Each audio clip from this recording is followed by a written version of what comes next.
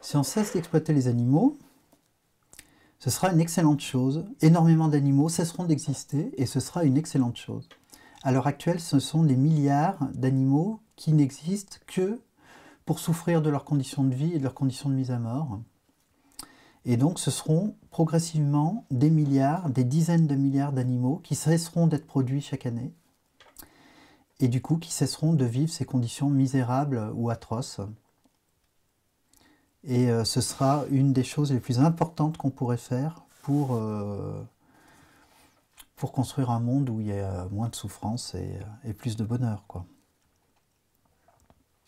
C'est-à-dire qu'effectivement, abolir l'exploitation animale, ça risque d'aboutir à la disparition d'un certain nombre d'espèces. Mais ce sera une bénédiction pour les individus de ces espèces.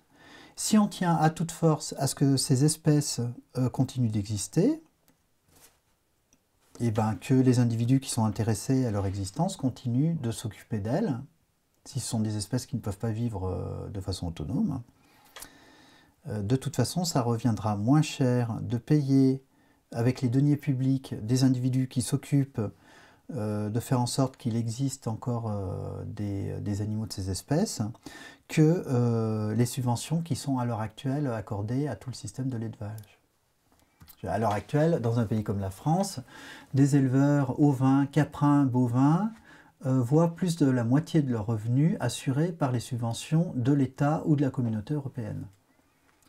Donc il n'y a pas non plus de difficulté à penser qu'une partie des deniers publics puisse être affectée à maintenir en vie des espèces, si on y tient. Moi, pour ma part, c'est quelque chose qui est indifférent. Je me fiche de la survie des espèces. Je veux dire, elles importent pour notre imaginaire, mais bon, j'en suis pas à déifier ou sacraliser notre imaginaire et à vouloir qu'à tout prix, telle espèce de chèvre survive uniquement parce que elle flatte une idée agréable dans mon esprit, quoi.